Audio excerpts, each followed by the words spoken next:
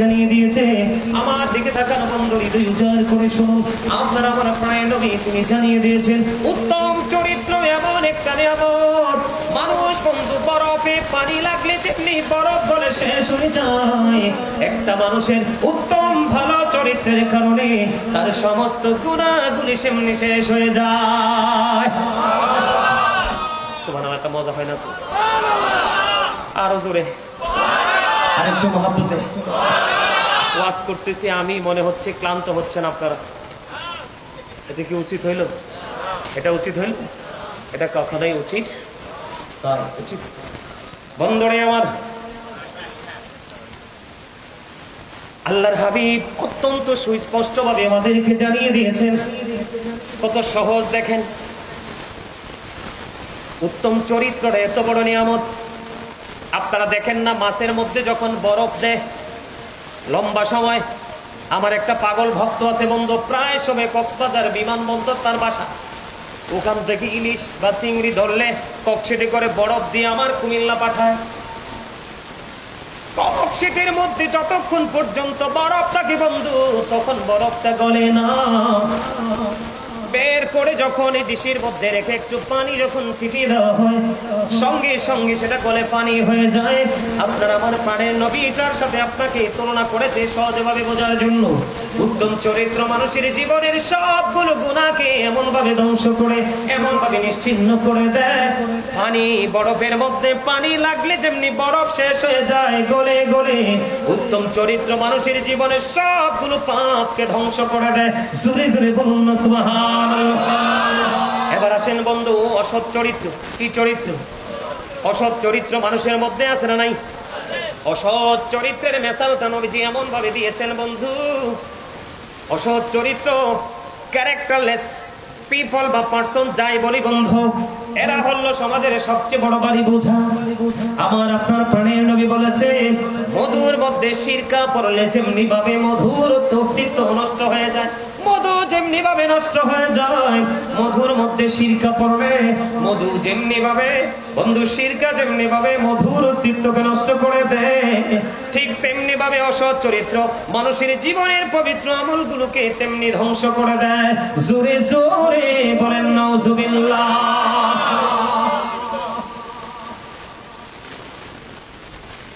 এখন এই চরিত্র থেকে আমাদেরকে বের হয়ে আসতে হবে কি হবে না? এখন যদি আমরা এই চরিত্র থেকে বের হয়ে আসতে চাই, তাহলে আমাদেরকে কি করতে হবে? আরো জোরে বলেন। আমরা ইসলামের রঙে রঙিন, ইসলামের রঙে রঙিন হতে হবে। আর ইসলামের রঙে রঙিন হইতে হলে আমাদেরকে ইহুদি নাসারাদেরকে ফলো করা যাবে? ইহুদি নাসারাদেরকে ফলো করা যাবে? যাবে? যাবে? এখন আমরা বাংলাদেশের ম্যাক্সিমাম মুসলমান, চরিত্রের কথা বলতেছি, ব্যবহারের কথা বলতেছি, ম্যাক্সিমাম ছেলে মেয়েদেরকে দেখা যায় আমরা বেঈমান কাফেরদেরকে ফলো করি।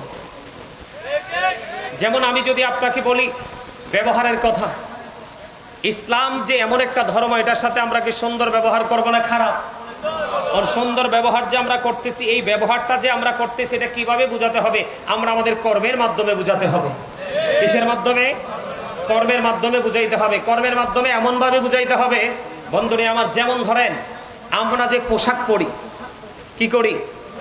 এখন ম্যাক্সিমাম যুবক ছেলেরা আপনার জিন্স প্যান্ট পরে, পরে কি পরে না? আপনার যখন তারা নামাজে যায়, ধরেন গেঞ্জি পরে গেল, শার্ট পরে গেল, তারা যখন নামাজে যায় রুকু দেয়, পিছনের কাতার থেকে আপনার আরেকজন কিন্তু চাইয়াই দেখে তার পিছন দিক দিয়ে লজ্জাস্থানটা দেখা যায়। আছে না নাই? আরো জোরে বলেন, আছে না নাই? এটা হাদিস শরীফ দ্বারা প্রমাণিত, আল্লাহর কোরআন দ্বারা প্রমাণিত। এই পোশাকটা ইমানদারের জন্য কখনোই বৈধ নয়। এদিকে তাকান, আমরা পোশাক পরতে হবে উপর দিয়ে নাভি বরাবর অথবা নাভির উপরে, নাভি বরাবর অথবা নাভির উপরে। কি শির উপরে? নাভি বরাবর অথবা নাভির, আর নিচের দিক দিয়ে থাকতে হবে টাকনোর উপরে। এখন কি এই ধরনের পোশাক পরা কি আমাদের মধ্যে আছে? ম্যাক্সিমাম যুবককে দেখবেন উপর দিয়েও নাভির নিচে, নিচে দিয়েও। ব্যবহারটা কি ভালো হলো? কেন হলো না? কারণ আমরা সেই দিনের শিক্ষাটা না থাকার কারণে, রাসূলের সেই আদর্শ আমরা ধারণ করতে না পারার কারণেই আজকে আমাদের এই দুর্ব্যবহার, ঠিক কিনা বলেন? আর এটার জন্য কি ক্ষতি অন্যের হবে না আপনার আমার নিজেরই হবে? আরো জোরে বলেন। সূরা ইউনূসের 44 নম্বর আয়াতে আল্লাহ রাব্বুল আলামিন স্পষ্ট করে বলে দিয়েছেন, আল্লাহ আল্লাহর বান্দার উপর জুলুম করে না, অত্যাচার করে না, বান্দা নিজেই নিজের উপর অত্যাচার করে। নাউজুবিল্লাহ বলবেন না? আরো জোরে বলেন। এটা কি এটার মধ্যে কি কোনো সন্দেহ আছে? আরো জোরে বলেন, আছে? মানুষ নিজেই নিজের উপর কি করে? জুলুম করে, অত্যাচার করে। আর জালেমদেরকে আল্লাহ পছন্দ করে না, ভালোবাসে না, তাদেরকে আল্লাহ রাব্বুল আলামিন সঠিক পথ দেখায় না। সম্মানিত উপস্থিতি, আমাদের দুর্ব্যবহারের শেষ নাই। কি আমাদের দুর্ব্যবহারের শেষ আছে? আপনি দেখবেন আমাদের সমাজের মধ্যে মা বাপ বিয়ের পরে বিশেষ করে ছেলে কর্তৃক যে নির্যাতিত হয়, এটা আমাদের বাংলাদেশের এমন কোন জায়গা বাদ নাই যে বাবা মা লাঞ্ছিত হয় না। হয় কি? যেমন আমার আত্মীয় স্বজনের মধ্যে অনেক আছে, মা ঘরে বসে আছে, অসুস্থ হয়ে পড়ে আছে, হাঁটতে পারে না, চলতে পারে না, মায়ের খবর রাখে না, বাবার খবর রাখে না, ওরা কিন্তু বউ সন্তানদেরকে নিয়ে মন মতো করে চলাফেরা করতেছে। এইটা কি সুন্দর ব্যবহার? আরো জোরে বলেন। আবার দেখা যায় আমাদের মধ্যে আপনার কারো সাথে কারো যদি ব্যক্তিগত দ্বন্দ্ব থাকে, কি থাকে? ব্যক্তিগত দ্বন্দ্ব থাকে, আমরা দেখতে পাই একজন আরেকজনের কে বিপদে ফেলানোর জন্য সামনে দিয়ে ঘর তুলে দেই অথবা বাউন্ডারি ওয়াল করে দেই, আছে না নাই? আরো জোরে বলেন। ভাইয়ের হক নষ্ট করে, আছে না নাই? বিশেষ করে মসজিদে যখন যায় মুসলমান, ব্যবহারের কথা আমি বলছি আপনাকে, চরিত্রের কথা আমি আপনাকে বলছি। যখন মানুষ মসজিদে যায় নামাজ পড়তে, বিশেষ করে অত্যন্ত দুঃখ লাগে। এমনিতে তো মানুষ 5 ওয়াক্ত নামাজ পড়েই না, শুক্রবারে যখন জুমার নামাজ পড়তে যায়, আপনি দেখবেন যাওয়াটা সবার পড়ে। ইমাম সাহেব খুতবা নিয়ে দাঁড়িয়ে গেছে, কি নিয়ে দাঁড়িয়ে গেছে? খুতবা নিয়ে দাঁড়িয়ে গেছে। ইমাম সাহেব অথবা খুতবা দিচ্ছে, কিন্তু সে তখন মসজিদে গেছে, আবার 2 রাকাত সালাম ফিরাইয়েই কিন্তু আবার বের হয়ে আসছে, আছে না নাই? এমনি করে করে করে করে আমাদের ব্যবহার যে এত দুর্ব্যবহার হয়ে রূপান্তরিত হয়েছে। আপনার আগে আমরা ছোটরা দেখলে মুরব্বীদেরকে সালাম দিতাম, এখন কি মুরব্বীরা সালাম দেন আর ছেলেরা সালাম দেয়? দেখছেন আপনাদের এলাকায় এটা চলতেছে। মুরব্বীর আগে সালাম দিতে হয়, সালাম দিলে এই ছেলেরা সালামের জবাব দেয় কিনা এটা আল্লাহই ভালো জানে, আছে না নাই? আমাদের দুর্ব্যবহারের শেষ নাই। সম্মানিত উপস্থিতি, আল্লাহ রাসূলের শিক্ষা হলো মানুষ মরে গেলে তার জানাজা অংশগ্রহণ করো, বিপদে পড়ে ডাক দিলে তার ডাকে সাড়া দাও, ঠিক কিনা বলেন? এখন এতটাই কমার্শিয়াল হয়েছে, জানাজা যাওয়ার তো সময় নাই, যদিও যাই আমরা তার মাটি দেওয়ার সময় নাই, দোয়া করার সময়। এমনি করে করে করে করে আমাদের সবগুলো পৃথিবীর দৃষ্টিভঙ্গি থেকে, ইসলামী দৃষ্টিভঙ্গি থেকে, দুনিয়া আখিরাতের যত উত্তম জায়গা আমাদের দরকার, উত্তম ব্যবহারের দরকার, উত্তম চরিত্রের দরকার, একটাও আমাদের মধ্যে নেই, ঠিক কিনা বলেন? এটার কারণ হলো একটা জিনিস। মোবাইলটা কই? আপনাদের কাছে মোবাইল আছে না? একটা, এটা হলো মোবাইল। বলে হুজুর মোবাইলটা তো খারাপ কেন? মোবাইলের মধ্যে দেখবেন হুজুরদের ওয়াজ মানুষ শুনতে চায় না, ভালো কথা মানুষ শুনতে চায় না। আজকে যদি এখানে আপনাদের এখানে যদি আমাদের দেশে অনেক বক্তা আছে, বাউল আছে না নাই? ওই সমস্ত বক্তা যদি আজকে এখানে আসতো, মানুষ জায়গা হতো না। কথা বলেন না কেন? জায়গা হইতো? এমনি করে করে আপনারা অতটা বোকা না যে আপনাদেরকে সবকিছুই আমি ভেঙে ভেঙে বলতে হবে। কথা বলেন। এই প্রত্যেকটা জায়গা কি নষ্ট না? আপনি সমাজ বলেন, ঘর বলেন, ব্যক্তি জীবন বলেন, পারিবারিক জীবন বলেন, সামাজিক জীবন বলেন, মানে যেখানেই আপনি যান প্রত্যেকটা জায়গায় ব্যবহার এবং চরিত্র দুইটাই কি হয়ে গেছে? ধ্বংস হয়ে গেছে, আছে না নাই? আরো জোরে বলেন। বন্ধুরে আমার, আপনার মধ্যে যদি সামাজিক ঐক্য গড়ে তুলতে চান, একজন আরেকজনের সাথে যদি বন্ধন তৈরি করতে চান, তাহলে আপনাকে একটা জায়গায় আসতে হবে। সেই জায়গাটা হলো একটা মুসলমান আর একটা মুসলমানকে দেখা মাত্রই সালাম দিতে হবে। আমার আল্লাহর কাছে দুটো জিনিস বন্ধু বেশি পছন্দ। কয়টা? দুটো জিনিস বেশি পছন্দ। এর মধ্যে পরিচিত হোক অপরিচিত হোক, মুসলমানকে বন্ধু দেখা মাত্রই সালাম দিয়ে দিব, আর ক্ষুধার্তকে খাবার খাওয়াবো পেট ভরিয়ে, জোরে জোরে সুবহানাল্লাহ। এখন এইটাকে আমাদের মধ্যে আছে। আপনি যদি মানুষকে দেখা মাত্র সালাম দিয়ে দিতে পারেন, অসুস্থ হলে যদি আপনি কাউকে দেখতে যেতে পারেন, অসুস্থ হলে যদি কাউকে দেখতে যেতে পারেন, বন্ধু আপনি যদি কেউ মারা গেলে তার জানাজায় অংশগ্রহণ করতে পারেন, তখনই দেখবেন অটোমেটিক্যালি বন্ধু আপনার মধ্যে একটা বন্ধন তৈরি হয়ে যাবে, সামাজিক বন্ধনে আপনি আবদ্ধ হতে পারবেন। এটা হলো ব্যবহার, এটা হলো আচরণ, এটা আমার নবী বন্ধু আমাদেরকে শিক্ষা দিয়েছে। এবার আপনি পাশাপাশি বন্ধু ঘর তুলবেন, কি করবেন? আপনি পাশাপাশি ঘর তুলবেন। আল্লাহর হাবিব আপনাকে আমাকে জানিয়ে দিয়েছে, বন্ধু আপনার বাড়িতে বহুতল ভবন করবেন, আপনি ধরেন 5 তলা 10 তলা, মিনিমাম 50 থেকে 70 বা 100 বছরের গ্যারান্টি আছে না নাই? আপনি ঘর তুলবেন, ঘর যখন তুলতে যাবেন আপনার বাড়ির আঙিনায় আছে একজন গরিব মানুষ, ওই গরিব মানুষ সে তার জীবনে কোনোদিন ঘর উঠাতে পারবে না, বিল্ডিং করতে পারবে না বন্ধু। এখন আপনি যদি আপনার যে ডিজাইন করেছেন, প্ল্যানিং করেছেন, আপনি আপনার প্ল্যানিং মোতাবেক যদি ঘর তোলেন, ওই গরিব মানুষটার অনেক বড় বিপদ হয়ে যাবে। ও বন্ধু আপনার সুবিধাটা যেমনি চিরস্থায়ী ভাবে হয়ে যাবে, ওই ব্যক্তিটার অসুবিধাটাও কিন্তু চিরস্থায়ী হবে। কথা বলেন না কেন? ইসলাম আমাদেরকে এমন শিক্ষা দিয়েছে, আপনি বহুতল ভবনটা যখন করবেন, বড় ভবন আপনি যখন বানাবেন, আপনি বড় ভবনটা বানাইতে যখন যাবেন, বানাইতে যাওয়ার আগে আপনি আপনার পাশের যে ঘর, ওই ঘরের মালিকের সাথে পরামর্শ করেন, ভাই আমি এমন ভাবে ঘর উঠাবো, তোমার কোনো অসুবিধা হবে কিনা, আপত্তি হবে কিনা? ওই ব্যক্তি যদি আপনাকে তার মনের দুঃখ শেয়ার করে, বন্ধু তুমি এইভাবে ঘর উঠাইও না, উঠাইলে আমার অসুবিধা হবে, বন্ধু তাহলে আপনাকে প্ল্যান চেঞ্জ করতে হবে। এটা হলো নবীজির শিক্ষা, এটা হলো ইসলামের শিক্ষা। আমাদের মধ্যে এই শিক্ষাটা কি করতে হবে? প্রতিষ্ঠিত, বাস্তবায়ন করতে হবে। ঈশ্বরে বলেন না সুবহানাল্লাহ। ব্যবহার যদি আপনি সুন্দরভাবে করতে পারেন, আপনার জীবন ধন্য হয়ে যাবে। হাদিস শরীফের মধ্যে এসেছে, হযরত আবু হুরায়রা রাদিয়াল্লাহু তাআলা আনহু থেকে হাদিস কানা বর্ণিত, আপনার আমার প্রাণের নবীকে একজন প্রশ্ন করলেন, ইয়া রাসূলুল্লাহ, ওই ব্যক্তিটা অনেক বেশি দান সদকা করে নামাজ পড়ে, কিন্তু তার ব্যবহার ভালো না, আচরণ সুন্দর না। আল্লাহর হাবিব জানিয়ে দিয়েছেন তিনি জাহান্নামী। নাউযুবিল্লাহ বলেন না। তিনি কি? আরেকজন মহিলার দিকে ইশারা করে বললেন, আরেকজন মহিলার দিকে ইশারা করে বললেন, ইয়া রাসূলুল্লাহ, ইয়া হাবিবাল্লাহ, ওই মহিলাটা তিনি অনেক বেশি ইবাদত করতে পারে না, অনেক বেশি দান সদকা করতে পারে না, কিন্তু ইয়া রাসূলুল্লাহ, ইয়া হাবিবাল্লাহ, নবী গো, তার ব্যবহার এত সুন্দর, তার ব্যবহার এত মিষ্টি, তার এই ব্যবহারে মানুষের কলিজা ঠান্ডা হয়ে যায়, মানুষ শান্ত হয়ে যায়, মানুষ শীতল হয়ে যায়। এই ক্ষেত্রে আল্লাহর হাবিব সঙ্গে সঙ্গে বলে দিয়েছেন সে জান্নাতি। বলেন সুবহানাল্লাহ। আমরা এই শিক্ষাটা অর্জন করতে পেরেছি কোত্থেকে? আমার নবীর কাছ থেকে। এই জন্য বন্ধু আমরা ইহুদি নাসারাদেরকে ফলো করব না, বেঈমান কাফেরদেরকে আমরা ফলো করব না। যদি আমরা এমনি ভাবে বেঈমান কাফের মুশরিকদেরকে ফলো করতে থাকি, আমাদের জীবন দুনিয়া থেকে মৃত্যু পর্যন্ত, জীবন থেকে মরণ পর্যন্ত আপনার আমার দুনিয়াও শেষ হয়ে যাবে, আখিরাতও শেষ হয়ে যাবে। আল্লাহ কোরআনে বলেছেন, ইন্নাল কাফিরিনা কানু লাকুম আদুওয়াম মুবিনা। আল্লাহ বলেছেন, দা হেরিটেক্স আর দা eternal enemy of the believers। আল্লাহ বলেছেন ঈমানদারদের প্রকাশ্য শত্রু হলো বেঈমানেরা। আমাদের চুল কাটার স্টাইল ইহুদি স্টাইল, দাড়ি, ইহুদিরা তো দাড়ি ডিজাইন করে, আমাদের দাড়ি কি বেয়াজ্জতি করতেছে, কিন্তু আমরা মনে করতেছি এটা ডিজাইন, আমাদের দাড়িকেও সেটা করতেছি। আপনারা তো নিশ্চয়ই এখানে যারা আছেন সেলুনে যান না? কথা কয় না। সেলুনে যান কিনা? চুল দাড়ি কাটার জন্য যান না? যাওয়ার পরে কি দেখেন? কোন মুসলমানের ছবি দেখছেননি? আসেনি? সব বিদেশি শয়তানের ছবি।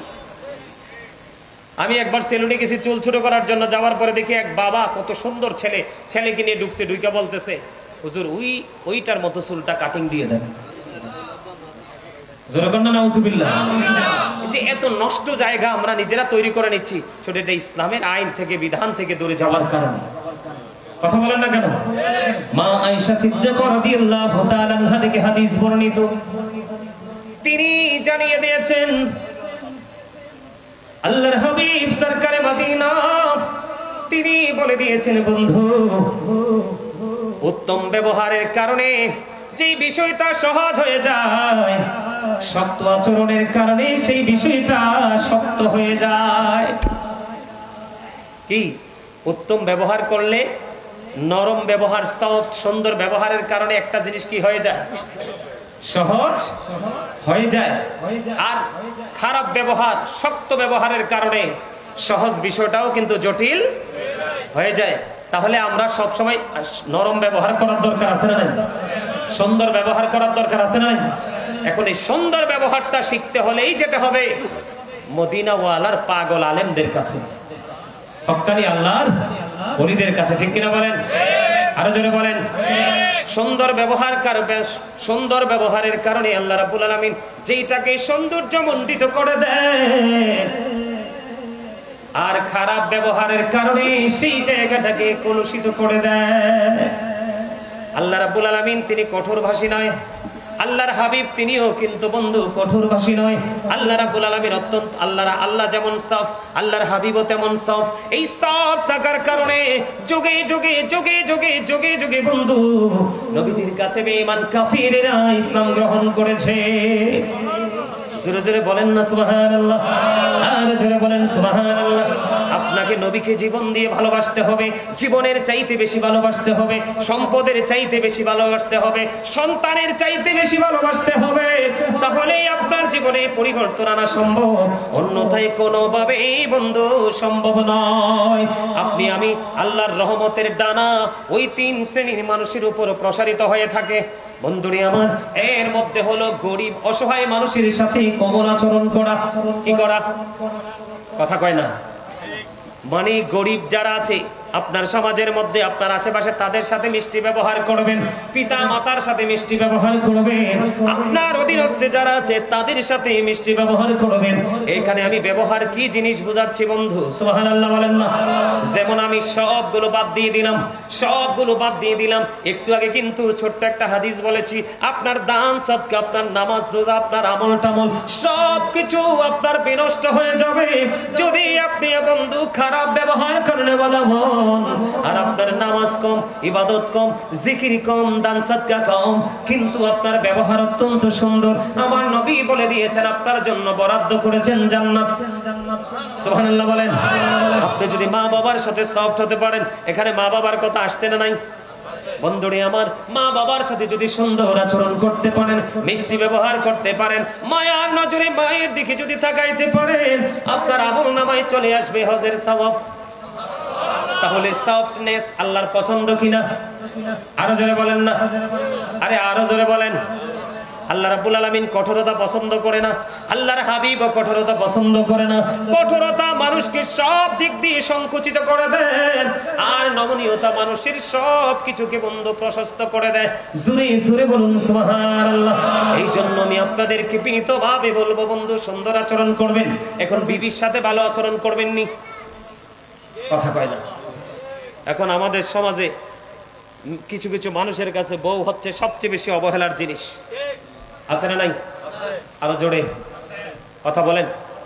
সবচেয়ে বেশি অবহেলা একটা জায়গা দিয়ে করে, বলবো স্বামীর ক্ষমতা থাকার পরেও কিন্তু বিবির মোহরানা দিয়ে মরে না। আমার আশেপাশে অনেক মানুষ মারা গেছে কিন্তু বিবির মোহরানাটা দেয় নাই। কি করে নাই?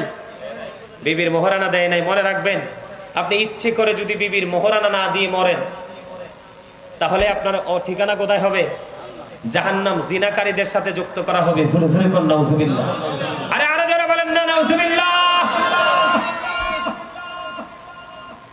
নবীজির পাগল আব্দুল্লাহ, স্বামী অনেক কাছে করে বউ রেখে বন্ধু অন্য মহিলাদের সাথে সময় নষ্ট করে আছে না নাই? আরো জোরে বলেন।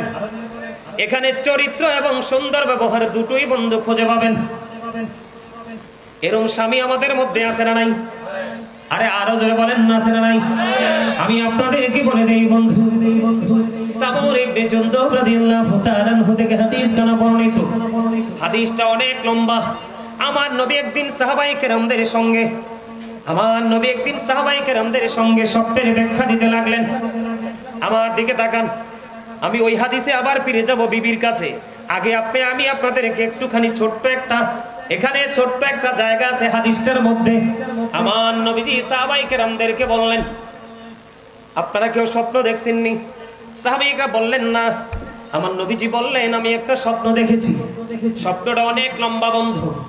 যে আমার কাছে দুইজন ফেরেশতা আসলো, এসে বলল চলেন আপনাকে নিয়ে ভ্রমণ করব। ভ্রমণ করতে গেলাম। ভ্রমণ করতে গিয়ে অনেকগুলো দৃশ্য নবীজি দেখেছেন। এর মধ্যে একটা দৃশ্য হলো আগুনের একটা চুলারে, ওই আগুনের চুলার মধ্যে আমার নবীজি দেখতে পাইলেন বন্ধু উলঙ্গ নারী এবং পুরুষ জ্বলতেছে। আর জোরে কন্যা নাউজুবিল্লাহ।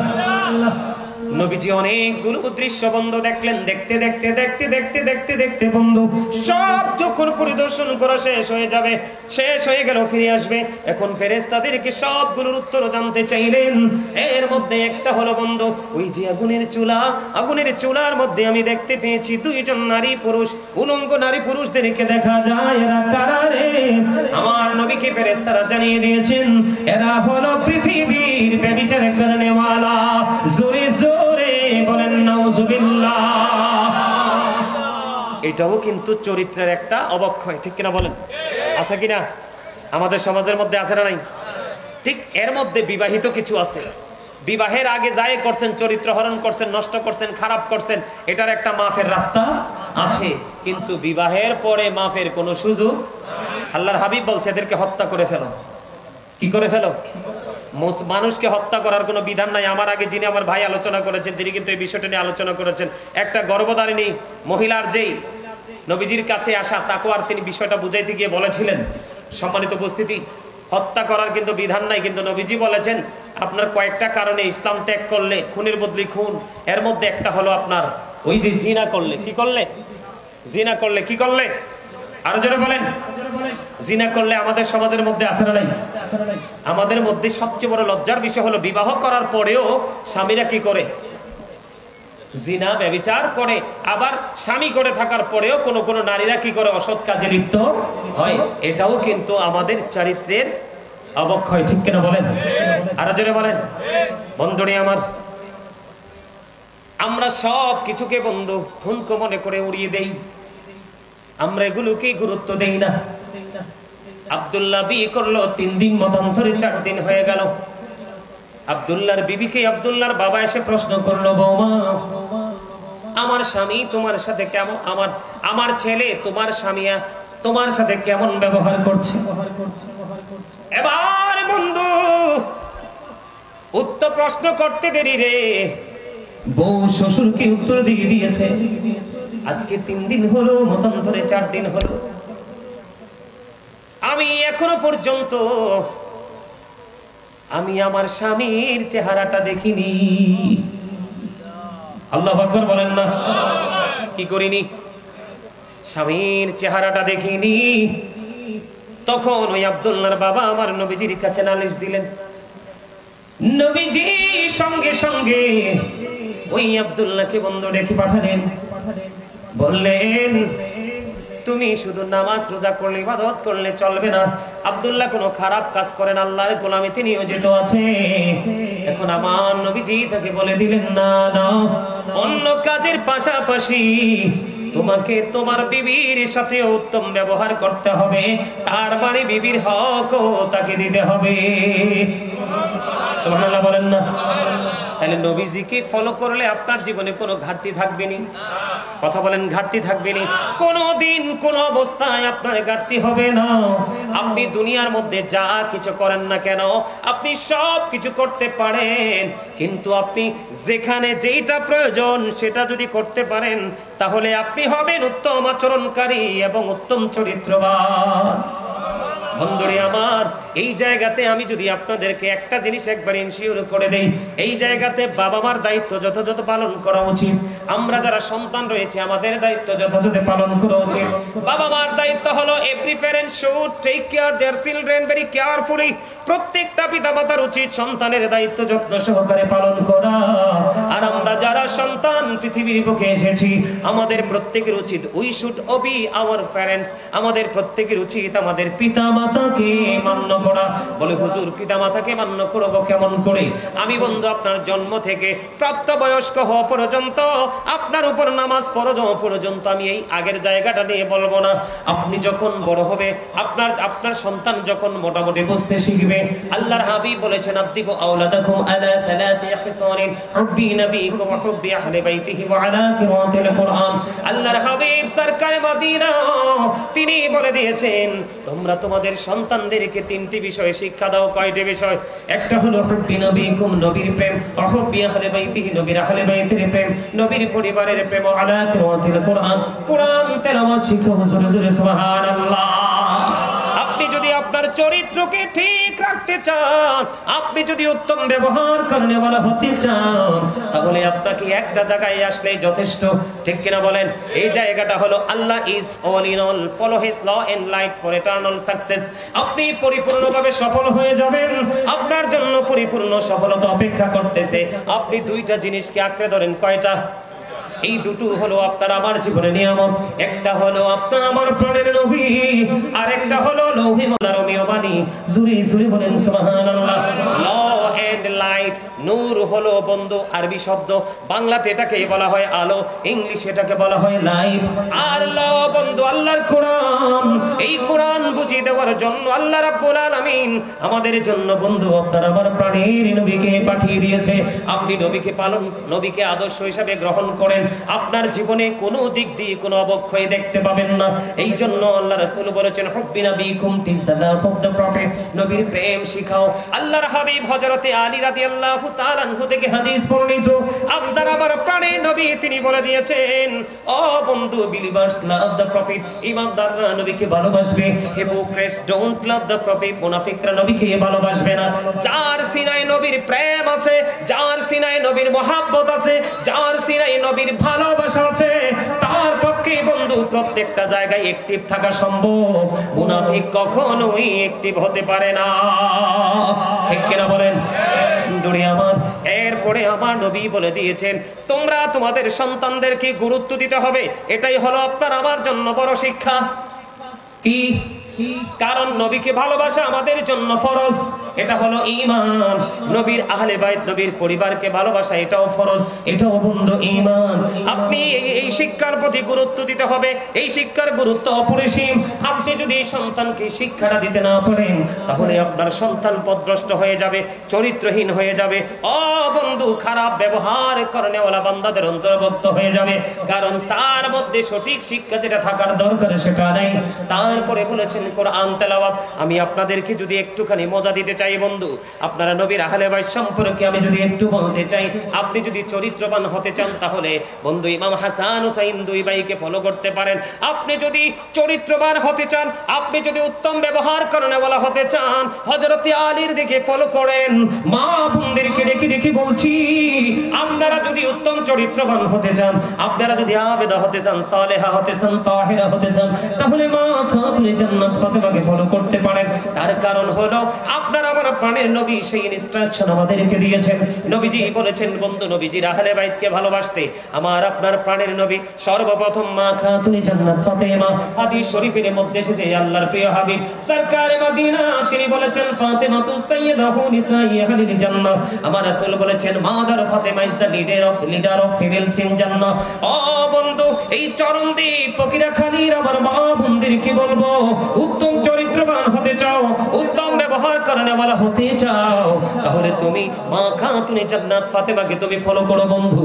নবীজির কাছে একদিন নবীজির কাছে মা ফাতেমা গেলেন কাজের বুয়া বাদির জন্য বন্ধু। যাওয়ার পরে মা রাসূল নিষেধ করে দিলেন। তারপরেও যদি বন্ধু মাঝে মাঝে মা ফাতেমা ক্লান্ত হয়ে যেতেন, একজন সহযোগী নিয়ে নিতেন। ও বন্ধু আমরা দেখি বাংলাদেশে আপনি যদি ব্যবহারের কথা বলেন, চরিত্রের কথা বলেন, তাহলে এটাও কিন্তু বড় একটা জায়গা। কয়েকদিন আগে আপনাদের ইয়াতে দেখেছি, টিভিতে দেখেছি, আপনাদের মুরাদপুরে একটা মেয়েকে বন্ধু গরম লোহা তা বন্ধু গরম করে লোহা তার পিঠের মধ্যে সেক দিয়েছে। দেখছেন কিনা? কথা বলেন না কেন? দেখেন না আপনারা খবরটা? ঢাকা থেকে ৭১ টেলিভিশনের সহযোগিতায় বন্ধু এসছে তাদেরকে ধরার জন্য, তাদেরকে বাড়িতে পায়নি। তারা দেখেন কাজ বুঝে না পাইলে অবুঝ অবলা মেয়েদেরকে তারা আঘাত করে গায়ে বন্ধু, এমন আঘাত করে যে এটা তার জীবনে ভোলা যায় না। মা ফাতেমা শিক্ষা দিয়েছে, মা ফাতেমা বলেছে ব্যবহার কেমন করে করতে হয় শিখো, তোমার চরিত্রকে কিভাবে ধরে রাখতে হয় সেটা শিখো। কাজ বুয়া যখন কাজ করতে করতে ক্লান্ত হয়ে যায়, তখন তুমি সেখান থেকে কাজটা শুরু করো। ওই বুয়াকে একটু বিশ্রাম করতে দাও, কারণ সেও তো তোমারই মতো রক্ত মাংসে গড়া মানুষ। কথা বলেন না কেন? এই শিক্ষা মহিলাদের ভিতরে আসেনি? ম্যাক্সিমাম বড় লোকের বেটির কাছে নাই, গরিবদের কাছে এখনো গেলে সেটা পাওয়া যায়। কথা বলেন না কেন? পাওয়া যায় কি যায় না?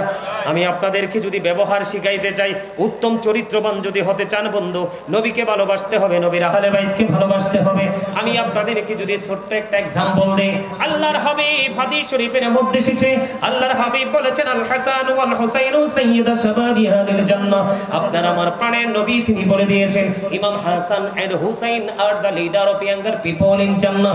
আপনার আমার প্রাণের নবী তিনি বলে দিয়েছে, এ চরমদি ফকিরাখালীর যুবক, তোমাদের জন্য নিয়ামত। আল্লাহর হাবিব বলেছেন ইমাম হাসান হুসাইন জান্নাতে যুবকদের লিডার হবে। এখন কি মুখে মুখে ইমাম হুসাইন ইমাম হাসান রাদিয়াল্লাহু তাআলা আনহুকে ভালোবাসি বললে হবে, নাকি তাদের আদর্শকে লালন করতে হবে? কথা বলে না, কি করতে হবে? তাদের আদর্শটাকে লালন করতে হবে, ঠিক কিনা বলেন? আরো জোরে বলেন। এখন লালন কি করব কি করব না? তারা কেমন সফট ছিলেন জানেন? তাদের ব্যবহার কত সুন্দর ছিলেন। এখন ধরেন एग्जांपल দেই, যদি কোনো মানুষ ওযু করতে গিয়ে ভুল করে, আমরা কি বলি? দেহ দাড়িগুলো পাইকে কত বড় হয়ে গেছে, ওযুই জানে না। কথা কম, আমরা এরকম না? আমাদের ব্যবহারটা এরকম না? নামাজ পড়তে গেলে যদি দেখি ভুল করে, চাচা আপনার বয়স তো হবে 70, এখনো নামাজ জানেন না। কথা কন না কেন? এরকম বলি কি বলি না? আর যারা বলে আপনারা একটু সামনের দিকে আসেন, যার যার সামনে যে খালি জায়গাগুলো আছে জায়গাটি ফিল আপ করেন। ওই যে পিছনে মানুষ এসে দাঁড়ায় রয়েছে, আপনারা সবাই সামনের দিকে আসেন, আসেন আসেন, আরো জোরে আসেন, আস্তে আস্তে, আরো আপনারা তাড়াতাড়ি আসেন।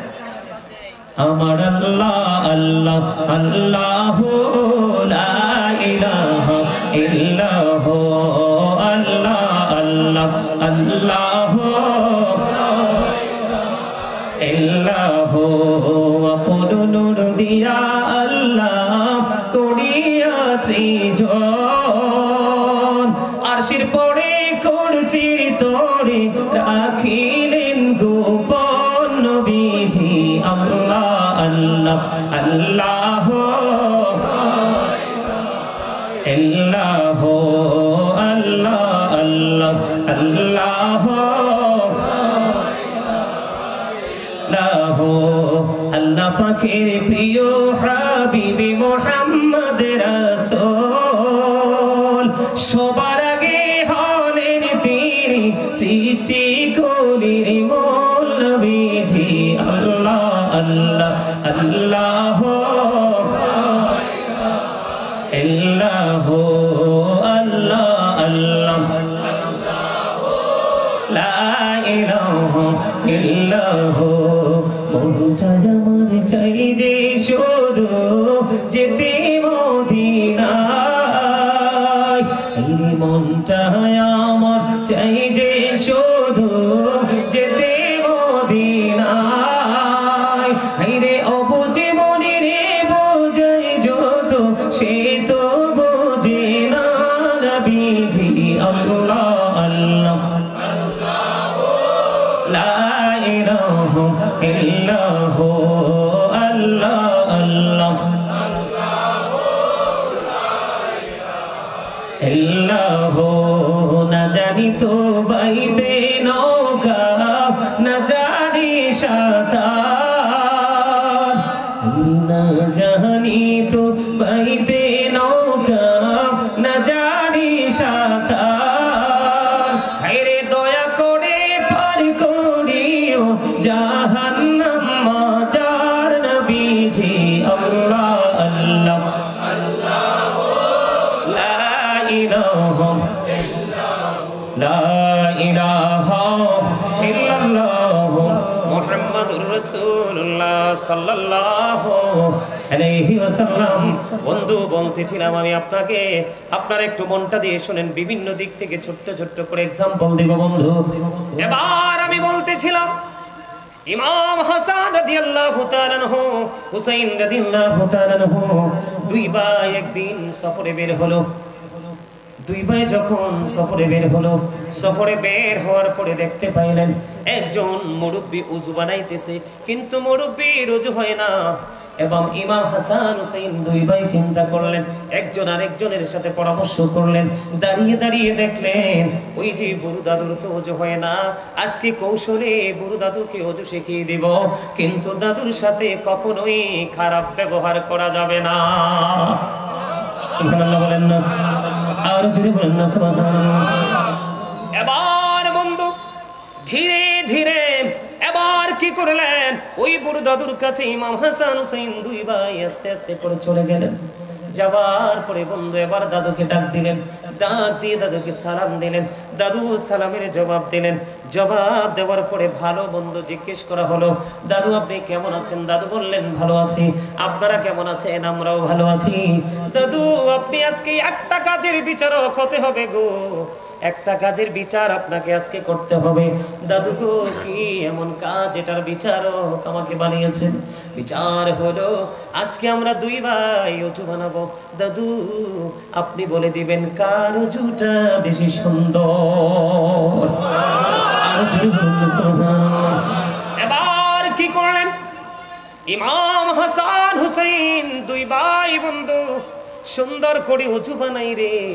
ওযু যখন বানানো শেষ হয়ে গেল, ওযু বানানো শেষ হইতে দেরি, এবার ওই বড় দাদুকে প্রশ্ন করলো, দাদু দাদু গো বলে দাও না কার ওযুটা বেশি সুন্দর হয়েছে?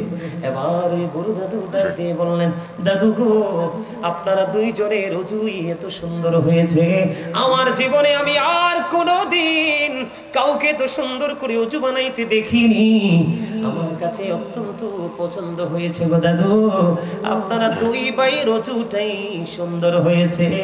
আপনারা কে গো এত সুন্দর নুরানি চেহারা, এত সুন্দর চেহারার বালক আমি আর দেখিনি, এত সুন্দর যুবক ও দাদু আপনারা কারা?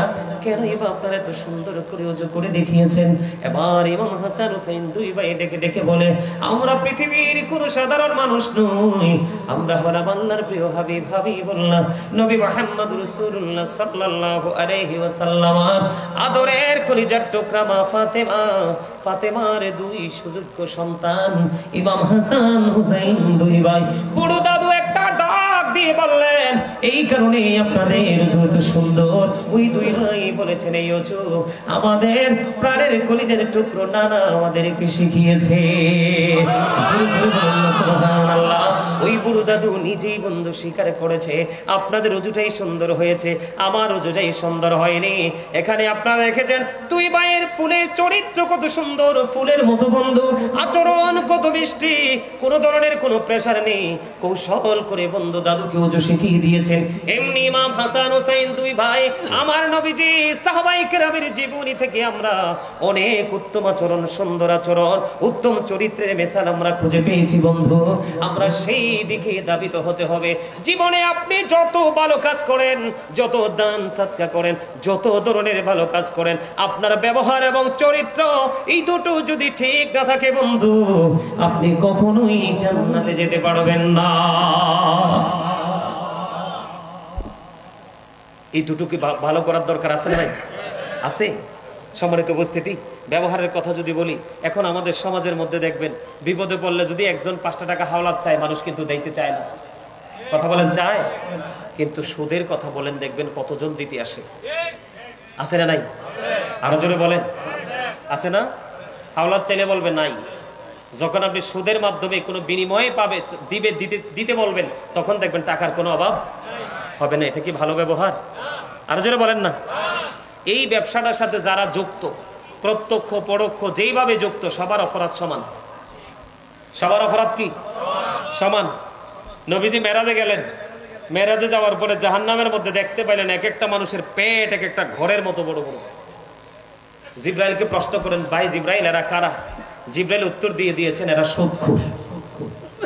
আর যেরকম না, এরা কি সুদের টাকা দিয়ে মসজিদ বানাইলে লাভ হইব?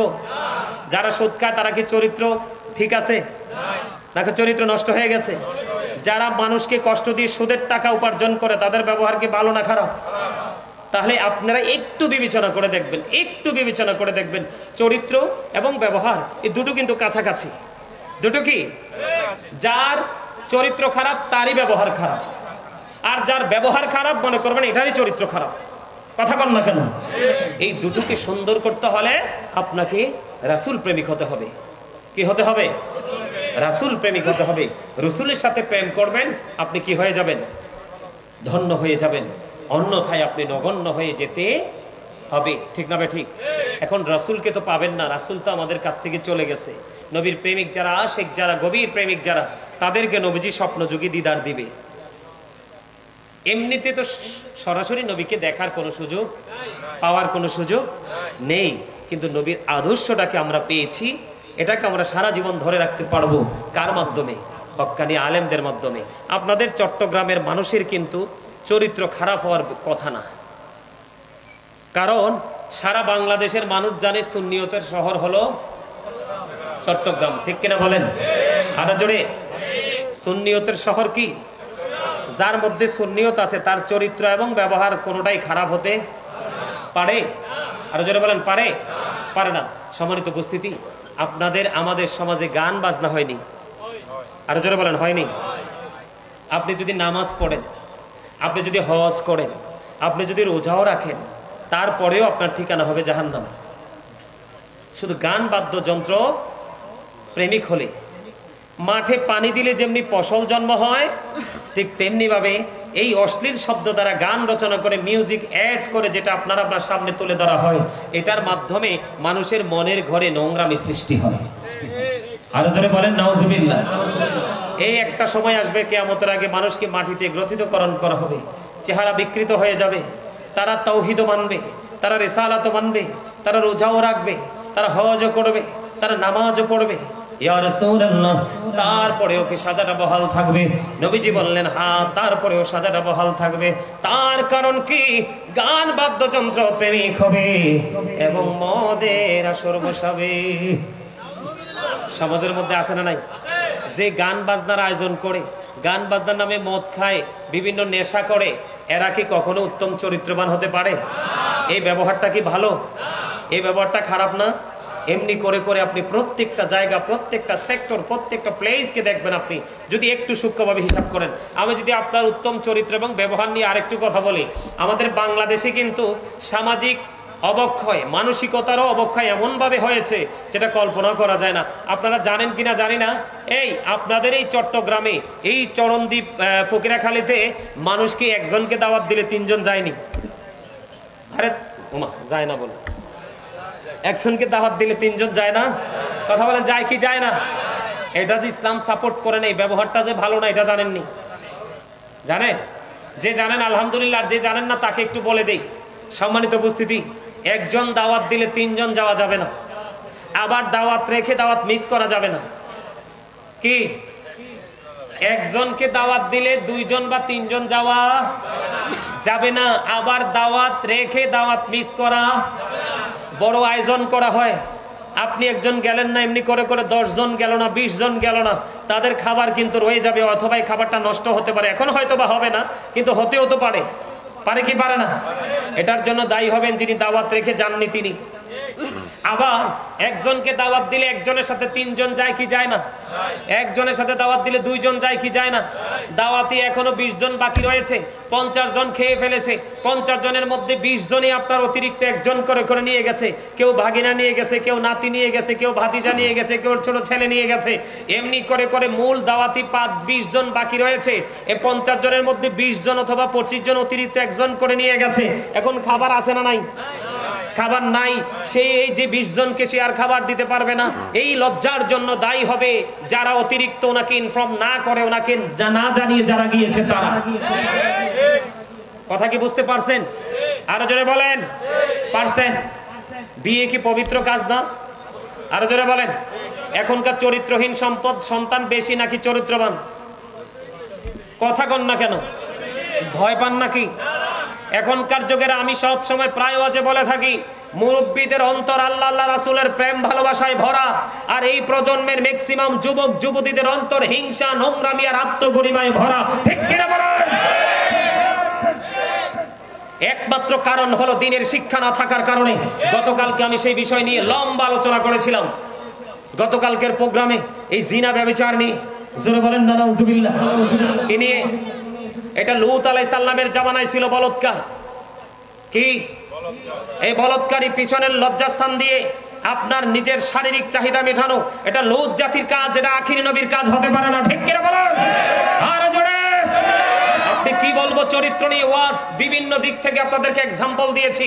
কারো কাছে ভালো লাগবে, কারো কাছে খারাপ লাগবে, আই ডোন্ট কেয়ার। আমি যতটুকু অর্জন করেছি ততটুকু থেকে আমি আপনাদেরকে বলে দিতে চাই। আল্লামা ইবনে হাজার আসকালানী হাসান ইবনে জাকওয়ান রাদিয়াল্লাহু তাআলা আনহু থেকে তিনি বর্ণনা করেছেন। বলবো? আরো জোরে বলেন। বলবো? আরো জোরে, আরো জোরে বলবো। বন্ধুরে আমার, আমার দিকে তাকার বন্ধু, কেমন করে আমি আপনাদেরকে বোঝাবো? তোমরা পৃথিবীর বুকে বড় লোকের সন্তানদের সাথে ওঠা বসা করিও না। কার সাথে? আরো জোরে বলেন। ধনী লোকের বেটা, ধনী লোকের বেটি, তাদের চরিত্র থাকে না, তাদের লজ্জা থাকে না, তাদের শরম থাকে না, তাদের ব্যবহার কখনো সুন্দর হয় না, তারা কখনো সমাজের তোয়াক্কা করে না।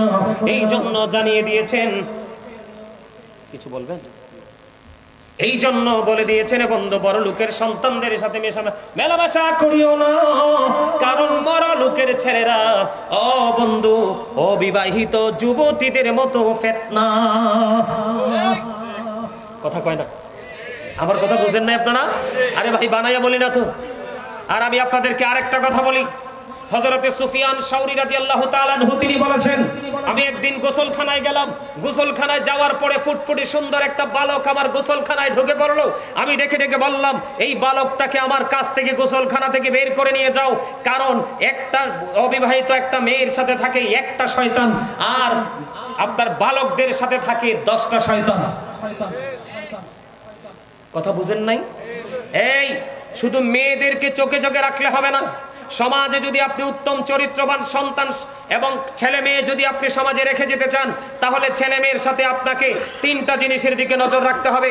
একটা হলো তার পারিবারিক শিক্ষা, আরেকটা হলো তার সামাজিক শিক্ষা, আরেকটা হলো যে তার জীবনে বড় হলে বন্ধু বান্ধবদের সাথে যে উঠা বসা করে সেই শিক্ষা।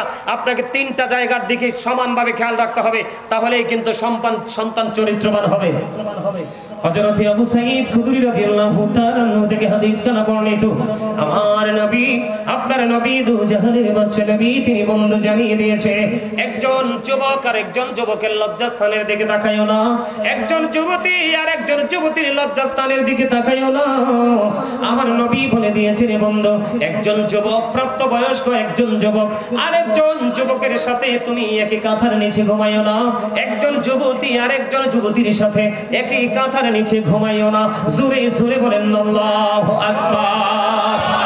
একবার বলুন না সুবহানাল্লাহ। আমার কথা বুঝতে পেরেছেন?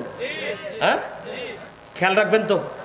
কোনো বালক যদি সমাজের মধ্যে অতিরিক্ত সুন্দর ফুটফুটে হয়, এটার দিকে কোনো আপনার আমি কি বলবো লজ্জার কথা না, এটা জানার কথা, এটার দিকে কোনো না কোনো ছেলের নজর পড়তে পারে। এই জন্য প্রাপ্ত কোনো বয়স্কর সাথে ফুটফুটে সুন্দর কোনো বালককে একসাথে দেওয়া যাবে না, তাহলে এই চরিত্র শারীরিক ফিজিক্যাল চরিত্রটাকে হরণ করে নিয়ে যাবে। জোরে জোরে বলেন ঠিক না ঠিক? আর জোরে। এই দেশে এই রোগ আছে না নাই? আরো জোরে বলেন। এই রোগ এটা একমাত্র বলৎকারী জিনা ব্যভিচার থেকে আপনার আসে। আপনি যখন আপনার চরিত্রকে সুন্দর রাখবেন, তখন দেখবেন এই ভয়ঙ্কর বিধি আপনার আমার মধ্যে থাকবে, আপনার আমার মধ্যে থাকবে। সম্মানিত উপস্থিতি, আমি যদি আজকে আপনাদের কোন পাপের কোন সাজা সেই বিষয়টা নিয়ে যদি একটু আলোচনা করতে পারতাম, তাহলে আমি আপনাদেরকে বলতে পারতাম জিনার যে কত নোংরা শাস্তি হবে, ব্যভিচারের যে কত নোংরা শাস্তি হবে, বলৎকারের যে কত ভয়ঙ্কর সাজা হবে। চরিত্র আমাদের কয়েক রকমের আছে, ঠিক কিনা বলেন? ব্যবহারও তেমনি কয়েক রকমের আছে, ঠিক কিনা বলেন? বাড়ি বানাইতে গেলে পাশের মানুষকে নিয়ে বাড়ি বানাবেন, কথা বলেন। মাঠে ফসল বুনতে গেলে আশেপাশের জমির মালিকদেরকে নিয়ে সুন্দর করে আলাপ আলোচনা করে সবাই মিলেমিশে করবেন, ঠিক কিনা বলেন? আরো জোরে। কাউকে কেউ কিছু চাইলে আপনি যদি পারেন দিবেন, না পারলে তাকে সান্ত্বনা দিয়ে বিদায় দিবেন, দূর দূর করে তাড়ানো যাবে। ব্যবহার অনেক রকমের হয়, ব্যবহার কিভাবে করবেন, চরিত্র অনেক রকমের হয়। আমি কোন দিকে বলবো? আপনি বড় লোক, আপনার ঘরের লোক, পাশের ঘরের লোক গরিব, আপনি আল্লাহ রাসূল বলে যে তুমি যখন রান্না করো, রান্নার সময় তরকারিতে ঝোল একটু বাড়াই দিও, যেন তোমার পাশের ঘরের গরিবকে দিতে পারো। আর আপনি যদি তাকে দেওয়ার ইচ্ছা না থাকে, আপনি এমন সময় খান, এমন সময় বাজার ঘরে ঢুকান, তার সন্তান দেখলে কান্নাকাটি করবে, কিন্তু তার তো দেওয়ার তৌফিক নাই, এটাকে লুকাইয়া ঘরে ঢুকান। কথা কি বুঝতে পারছেন? এইরকম করে করে প্রত্যেকটা সেক্টরে আপনারা একটু বিবেক খাটিয়ে কাজ করবেন, তাহলে আপনি উত্তম ব্যবহার করেওয়ালা ব্যক্তি এবং উত্তম চরিত্রবান হিসাবে আপনি আল্লাহর কাছে বিবেচিত হয়ে যাবেন। জোরে জোরে বলেন আমিন। সম্মানিত উপস্থিতি, এই সুন্দর জায়গাটাকে আরো বেশি সুন্দর করতে হলে আমি শুরুতে একটু জিকির নিয়ে কথা বলেছিলাম, মনে আসেনি? আরো জোরে বলেন। এই জায়গাটা দিয়ে শেষ করে দিব, অনেক সময় হয়ে গেছে। এই জায়গাটা দিয়ে শেষ করব। সেই জায়গাটা হলো আপনার জিকির কিভাবে করবেন। সুবহানাল্লাহ আল্লাহর জিকির, আলহামদুলিল্লাহ জিকির, আল্লাহু আকবার জিকির, লা ইলাহা ইল্লাল্লাহ জিকির। কাউকে ভালো কাজের জন্য ডাকা, এটাও জিকির। কাউকে মন্দ কাজের জন্য ডাকা, এটাও জিকির। কথা কি বুঝতে পারছেন? নামাজ পড়তেছেন, এটাও জিকির। হজে গেছেন, সেটাও জিকির। হজ হলো জিকিরের জুলুস, কারণ যেটা বিভিন্ন জায়গা পরিদর্শন করে সম্পন্ন করতে হয়। নামাজে দাঁড়িয়েছেন, এটাও জিকির, এটা হলো জিকিরের জলসা, কারণ এটা একই জায়গায় দাঁড়িয়ে এবং বসে সম্পন্ন করা হয়। সুবহানাল্লাহ বলেন, আরো জোরে বলেন। তার আমার জীবনে পাপ আছে না নাই? অতীত জীবনে অনেক ব্যবহার খারাপ করছি মানুষের সাথে, কথা কর না কেন? আমরা করি না? যেমন ধরেন, কি বলবো, সবচেয়ে বেশি খারাপ লাগে একটা কাজ, আমরা যখন বাজার করতে চাই, সব বাজার তো আর একটা একটা করে গনে গনে দেখে দেখে আনা যায় না। বাজার কি করে আনার পরে দেখলাম যে পচা বা নষ্ট, ব্যবহারের যোগ্য না, এটা ফিরাই নিলে কিন্তু দোকানদার কি হয়ে যায়? রাগ হয়ে যায়, হয় কি হয় না? আরো জোরে বলে না, হয় কি হয় না? এটা কি সুন্দর ব্যবহার? এটা কি তার উত্তম চরিত্র? কথা বলেন, এটা কি তার উত্তম চরিত্র? তো এইরকম ধরনের পাপের কোনো শেষ আমাদের, সকাল থেকে সন্ধ্যা পর্যন্ত, ঘরে থেকে বের হয়ে বিছানা পর্যন্ত আমাদের পাপের কোনো শেষ নাই। সম্মানিত উপস্থিতি, এই সবগুলো পাপকে আমরা আজকে ধূলিসাৎ করার একটা সিস্টেম আজকে শিখে যাব। সবগুলো পাপকে ধুয়ে মুছে পরিষ্কার করার শিক্ষা আমরা আজকে নিয়ে যাব। সেটা হলো সর্বশ্রেষ্ঠ জিকির, নামাজ। কি আরো যারা বলেন না? এখন কি কাল? কথা বলেন, এখন কি কাল? শীতকাল। আল্লাহর হাবিব শীতের দিনে বের হলেন। বের হওয়ার পরে তিনি দেখলেন গাছের পাতাগুলো ঝরে ঝরে পড়ে যাচ্ছে। পড়ে না শীতের দিনে? সুপারি গাছ, তাল গাছ, নারিকেল গাছ, এরকম কিছু গাছ ছাড়া ম্যাক্সিমাম গাছের পাতাই শীতে শুষ্ক হয়ে ঝরে যায়। ঠিক না? ঠিক। বন্ধুরি আমার, আপনারা মনে প্রাণের নবী সরকারে মদিনা ইমামুল মুরসালিন শীতের দিনে বের হলো। শীতের দিনে বের হয়ে তিনি গাছের ডালা ধরলেন। গাছের পাতাগুলো জোরে জোরে পড়ছে। নবীজি গাছের ডালা ধরলো। গাছের ডালা ধরে আবু যর রাদিয়াল্লাহু তাআলা আনহুকে ডাক দিলেন। আবু যর উত্তর দিলেন, লাব্বাইকা ইয়া লাব্বাইকা ইয়া রাসূলুল্লাহ। আমার নবীজি ডাক দিয়ে বললেন, রে আবু যর, ওই গাছের দিকে তাকিয়ে দেখো। শীতের কারণে গাছের আল্লাহর বান্দা যখন একাগ্র চিত্তে আল্লাহ রাব্বুল আলামিনের দিদারের আশায় আল্লাহ রাব্বুল আলামিনকে ভালোবেসে মায়া করে মহব্বত করে যখন আল্লাহর কুদরতি কদমে নামাজের মাধ্যমে সিজদা দিয়ে দিবে, ওই শীতের দিনের গাছের পাতার মতো তার জীবনের সবগুলো গুনাহ ঝরে যাবে। সুবহানাল্লাহ। আপনার গুনাহগুলো থেকে মাফ পাওয়ার জন্য বড় কাজ হলো নামাজ। এটা হলো সর্বশ্রেষ্ঠ জিকির বন্ধু। যারা জিকির করে তারা জিন্দা, যারা জিকির করে না তারা মুর্দা। যদিও শারীরিকভাবে মানুষ তাকে জিন্দা বলে, কিন্তু আত্মিকভাবে সে মরে গেছে। আর যদি বলে, হুজুর আজকের পর থেকে আমি আমার চরিত্রকে কাজে লাগাবো, উত্তম চরিত্রবান হিসাবে আমি নিজেকে প্রিপেয়ার করব, আমি উত্তম ব্যবহার করনেওয়ালা ব্যক্তি হিসাবে আমি নিজেকে প্রস্তুত করব, এটার জন্য সবচেয়ে বড় অস্ত্র হলো সূরা আনকাবুতের মধ্যে আল্লাহ রাব্বুল আলামিন বলে দিয়েছেন, ইন্নাস সালাতা তানহা আনিল ফাহশাই ওয়াল মুনকার। বন্ধু, নামাজ মানুষকে খারাপ কাজ থেকে, অশ্লীল কাজ থেকে, সকল নোংরা কাজ থেকে বাঁচিয়ে রাখে। আর জোরে কন্না সুবহানাল্লাহ। তাহলে আমাদেরকে এই উত্তম চরিত্রবান হতে হলে আমাদের দিনের শিক্ষার কোনো কি নাই, বিকল্প নেই। আমরা দিনের শিক্ষা অর্জন করব, এই শিক্ষা অর্জন করব আলেম ওলামাদের কাছ থেকে গিয়ে, আর সেই শিক্ষা অর্জন করে আমরা বাস্তব জীবনে বাস্তবায়ন করব।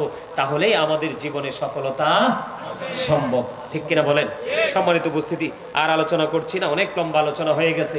আমার আলোচনা দিয়ে আমি কতটুকু আপনাদেরকে বুঝাইতে পারছি আসলে জানি না আপনারা কতটুকু বুঝতে পেরেছেন, তবে এটুকু চেষ্টা করেছি।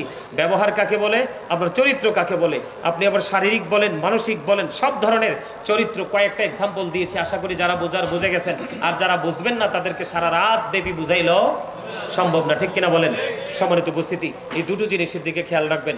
এই যে মুখ এবং লজ্জাস্থান, মুখ এবং লজ্জাস্থান, এই দুটোর দিকে কড়া নজর রাখবেন। কি রাখবেন? এই দুটোর দিকে কড়া নজর রাখবেন। এই দুটোকে যদি আপনি কি করতে পারেন, দায়িত্ব নিয়ে হেফাজতে রাখতে পারেন, তাহলে আল্লাহর হাবিব বলেছেন আপনার জান্নাতের দায়িত্ব নবীজির কাছে। আর একটা মজার কাজ হলো, আপনারা চলার পথে চক্ষুটাকে নিচু করে রাখবেন। চোখ উপরের দিকে তাকিয়ে শুধু বারবার চতুর্দিকে তাকাবেন না। বাইসিস মনে করলেন একটা মেয়ে রাস্তা দিয়ে হেঁটে যায়, পর্দা টর্দা নাই, আপনি দেখে ফেলেছেন। প্রথমবার দেখেছেন, আপনি বেঁচে গেছেন। কিন্তু সেকেন্ড টাইম যদি আবার তাকান, তাহলে কিন্তু আপনি পাপী হয়ে যাবেন। কি হয়ে যাবেন?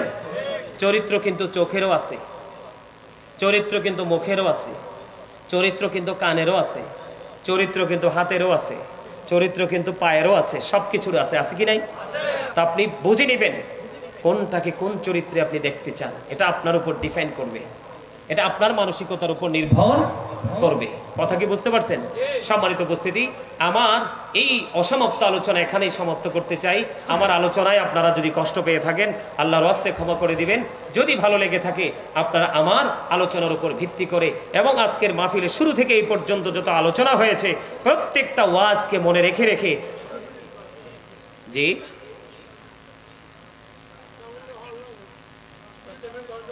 আরো 10টা মিনিট, আরো 10টা মিনিট, আলহামদুলিল্লাহ বলেন। আরো 10টা মিনিট যদি করি, তাহলে একটু প্রেম নিয়ে করব। কে নিয়ে? আরো জোরে ভালোবাসা নিয়ে। কার ভালোবাসা? কার ভালোবাসা? রাসূলের ভালোবাসা। কার ভালোবাসা? রাসূলের ভালোবাসা। মুরব্বী একটু আবদার করেছেন 10 মিনিট, আমি আর 10 মিনিট আলোচনা করব ভালোবাসা নিয়ে। ভালোবাসাটা কেমন করে করতে হয় বন্ধুরে আমার, নবীকে কেমন ভাবে ভালোবাসতে হয়, ট্রেনিং, সেই ট্রেনিংটা আমরা কিভাবে নিব। আমি 10 মিনিট দুটো ঘটনা বলবো, দুটো ঘটনা বলার মধ্য দিয়ে 10 মিনিট শেষ হয়ে যাবে।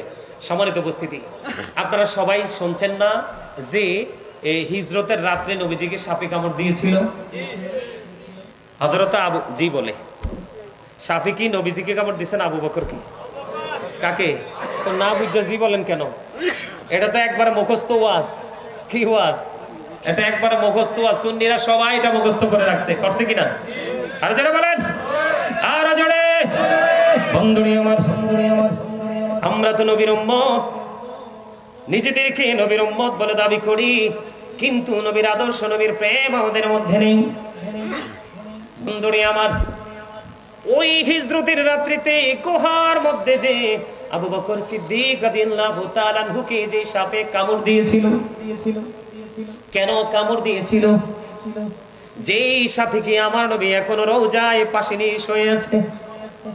আমার গজলে আমি তুলে ধরেছিলাম, খেয়াল করেছিলেন কিনা বন্ধুরে আমার?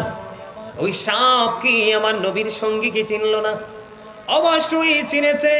যা কিছু ছিল সব কিছু গায়ের জামা ছিঁড়ে ছিঁড়ে প্রত্যেকটা গর্তকে ফিল আপ করে দিল। একটা গর্ত ফিল আপ করার মতো কোনো কিছু ছিল না। হযরত আবু বকর সিদ্দিক রাদিয়াল্লাহু তাআলা আনহু পা দিয়ে বন্ধু গর্তের মুখটা ফিল আপ করে দিল, আর সাপটা সবল মেরে দিল। সাপটা সবল মারতে দেরি করলো না।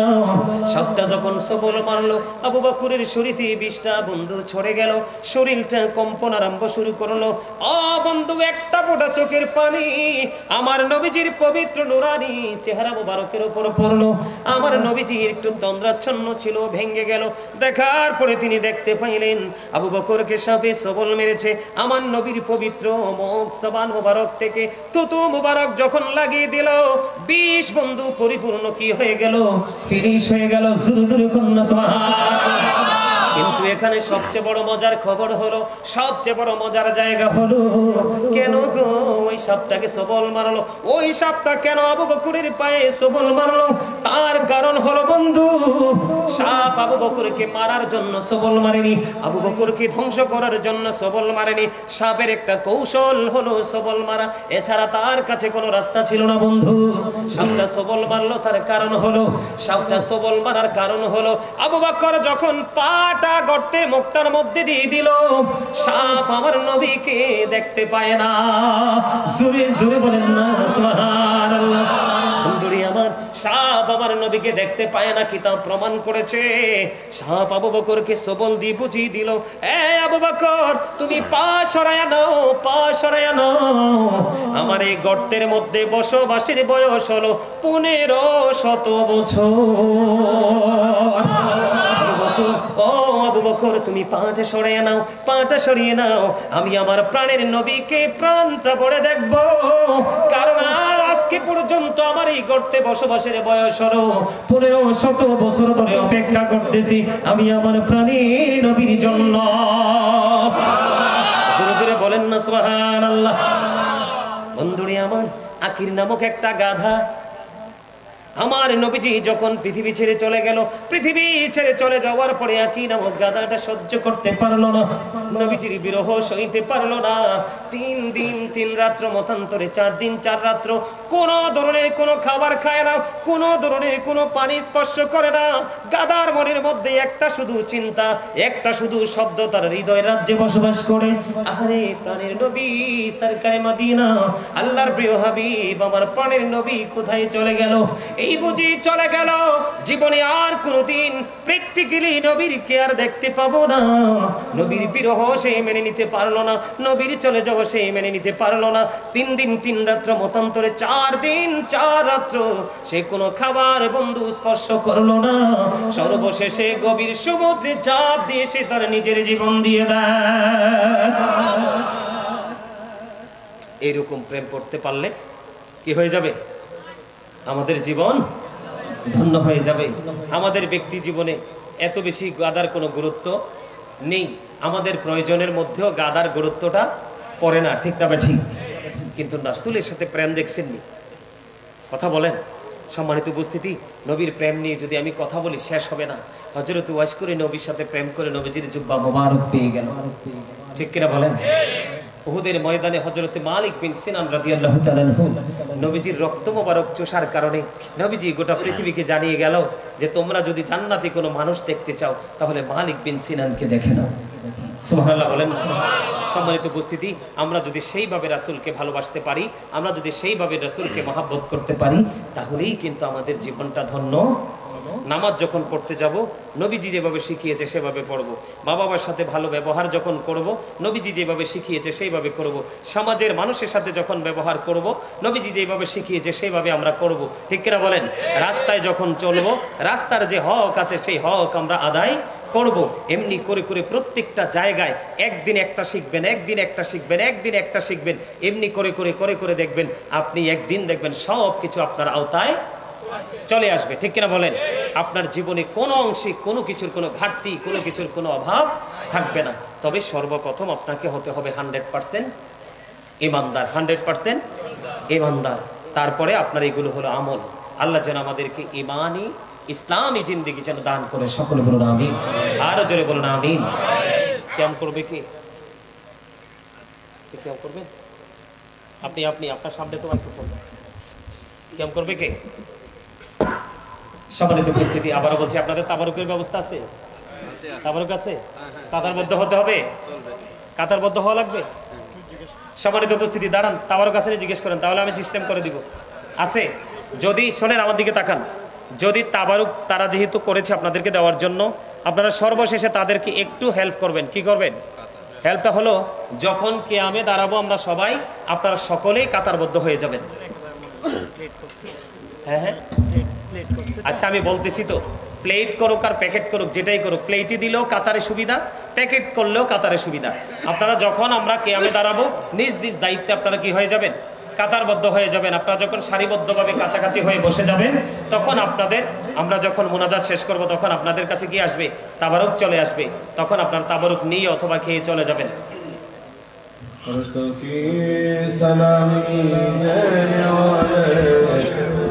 জগতি